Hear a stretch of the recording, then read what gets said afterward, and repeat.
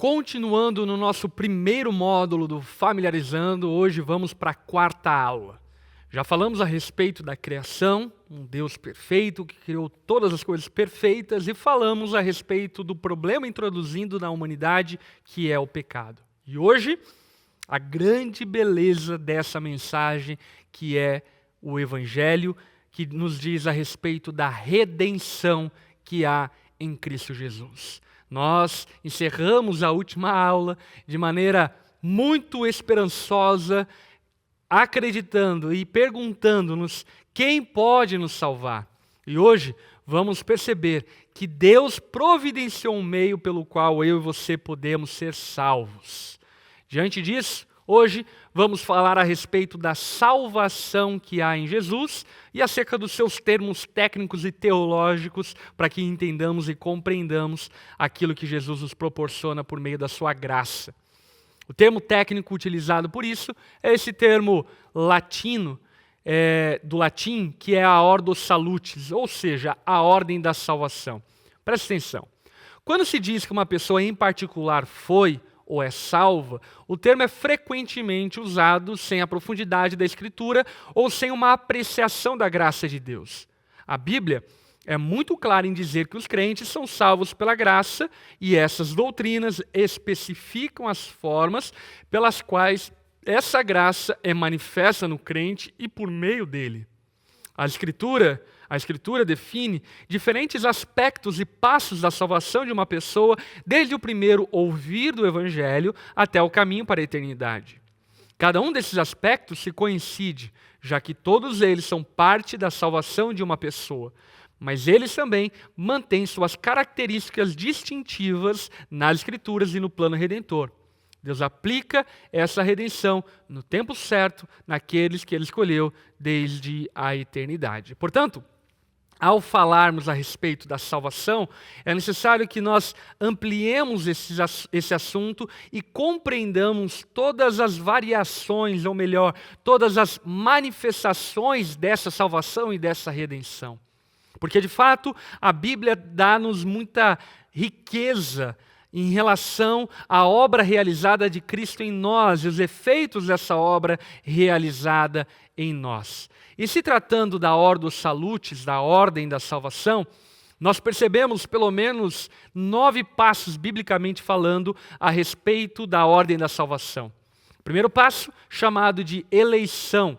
Segundo, chamado. Terceiro, regeneração. Quarto, conversão. Quinto, justificação. Sexto, adoção. Sétimo, santificação. Oitavo, perseverança. E nono, glorificação. 9 passos a respeito da obra de Deus em nós. É importante que quando nós olhamos para esses 9 passos, nós entendamos que não somos nós que trilhamos por esses 9 passos, mas é Deus que opera em nós esses 9 passos da nossa salvação e da sua obra conclusa lá na glorificação. Por isso, vamos conversar a respeito de cada um desses passos, começando pela doutrina da eleição e da predestinação. Efésios, capítulo 1, verso 4, afirma-nos de maneira muito objetiva: Deus nos escolheu antes da criação do mundo para sermos santos e irrepreensíveis em sua presença.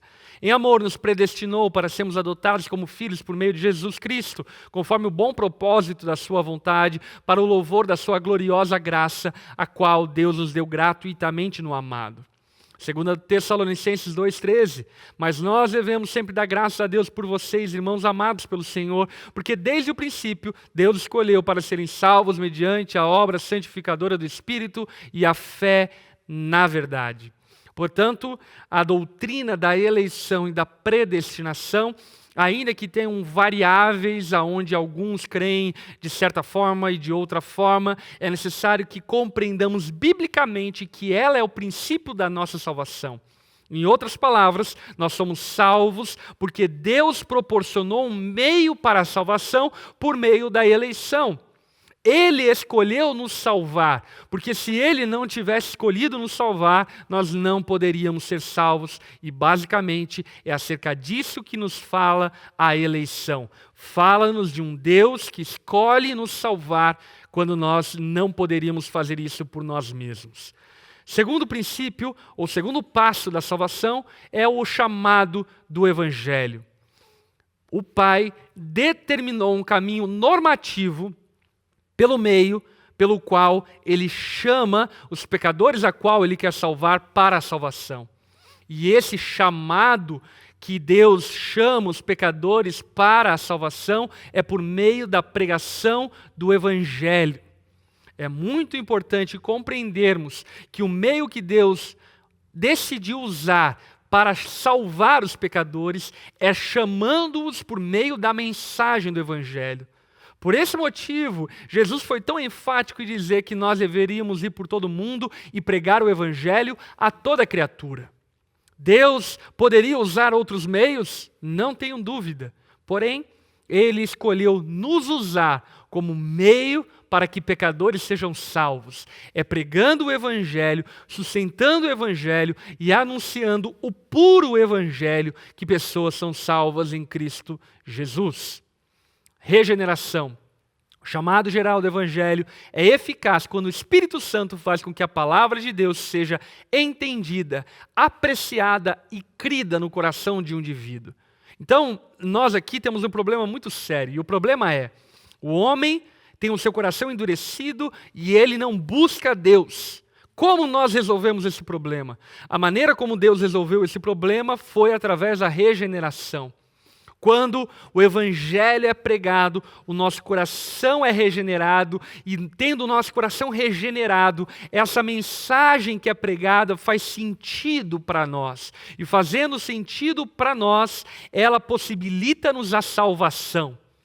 Portanto, se não tivermos um coração vivificado, ainda que nós preguemos o Evangelho de maneira muito correta, coerente, de maneira muito excelente, a mensagem não é suficiente para salvar o homem se Deus não transformar o coração do ouvinte ao ponto de que ele receba essa mensagem como uma terra fértil, preparada para que essa semente seja plantada. Portanto, é necessário que Deus opere em nós a regeneração, para que a mensagem da palavra de Deus faça sentido e seja aceita por meio da fé em nossos corações. Depois, então, de ter operado a regeneração, existe o ato da conversão. O coração regenerado que ouve o Evangelho é confrontado com a culpa da sua condição pecaminosa e a certeza de um justo julgamento contra ele. Desesperando-se por causa do seu estado, ele se vê na sua única esperança de escape através de Cristo. E tanto confia na promessa da salvação, como também se arrepende dos seus pecados.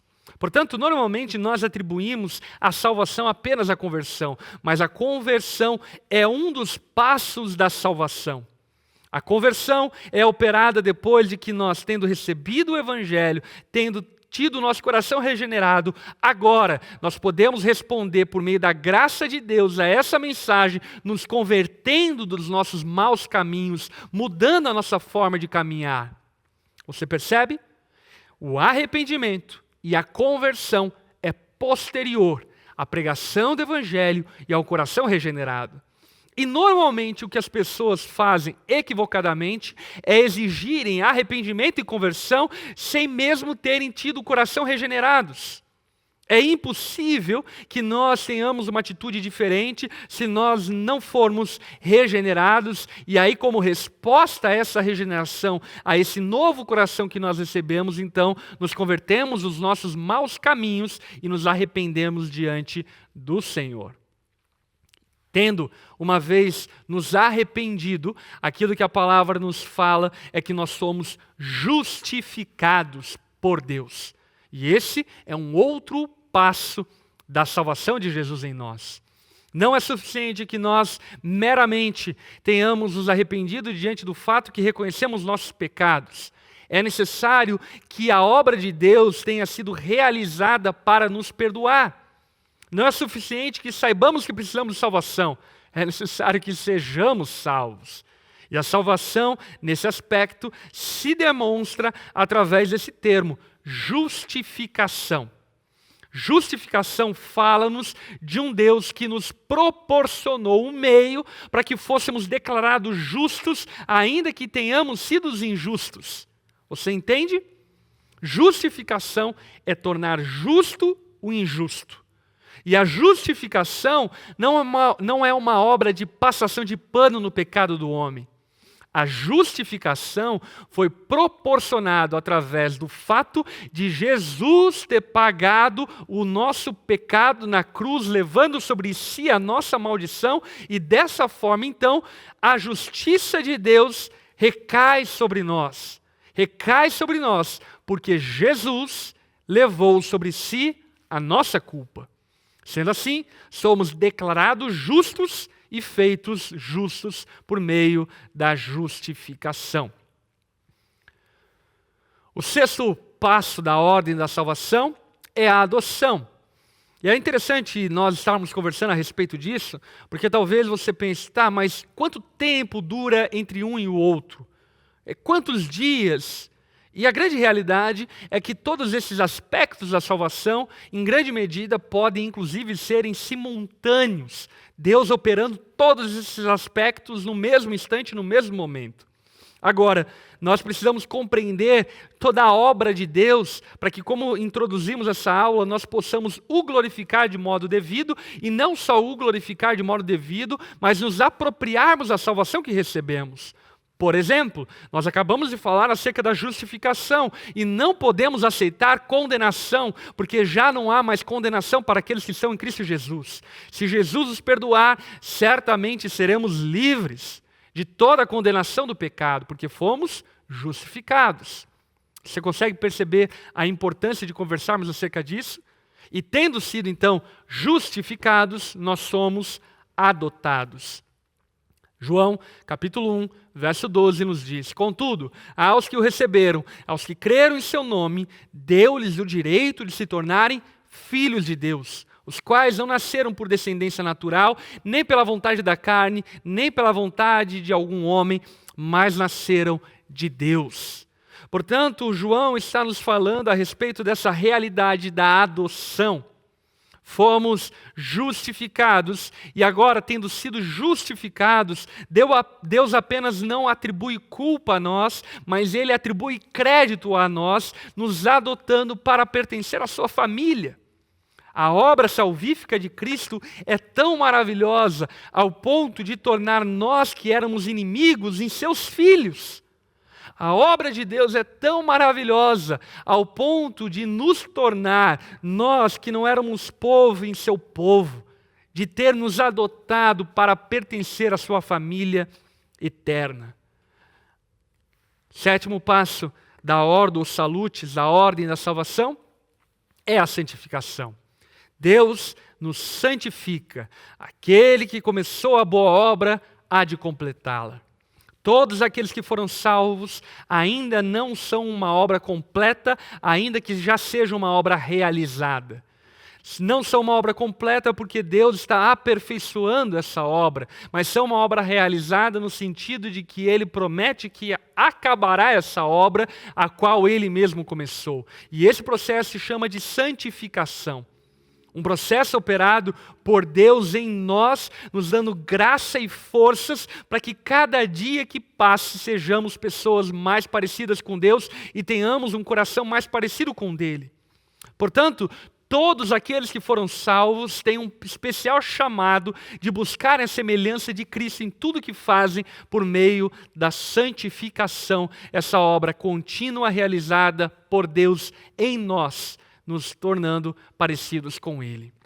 Perseverança é um outro aspecto da salvação, um outro passo da salvação.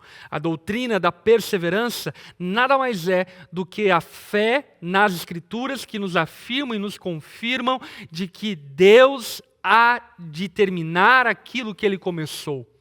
Não existem obras incompletas diante de Deus. Se Ele nos salvou, Ele também nos glorificará junto a Ele. Ainda que isso seja um processo que dure uma vida toda, e é É importante que eu e você saibamos que todo verdadeiro crente perseverará até o fim. E se não perseverar até o fim, na verdade denuncia uma fé flácida, enganosa e mentirosa. Sendo assim, é importante que saibamos que todo aquele que de fato foi selado pelo Espírito, todo aquele que foi adotado como filho, justificado, regenerado, será eternamente salvo em Jesus através da perseverança de todos os santos. E por fim, a glorificação. A glorificação nada mais é do que a obra conclusa de Deus em nós. Dessa forma, então, completando aquilo que ele iniciou lá por meio da eleição. Assim sendo, chegamos ao fim da nossa aula Redenção. E na próxima aula falaremos um pouco a respeito da consumação, do fim de todas as coisas, falando a respeito do que é o Evangelho. Te vejo na próxima aula.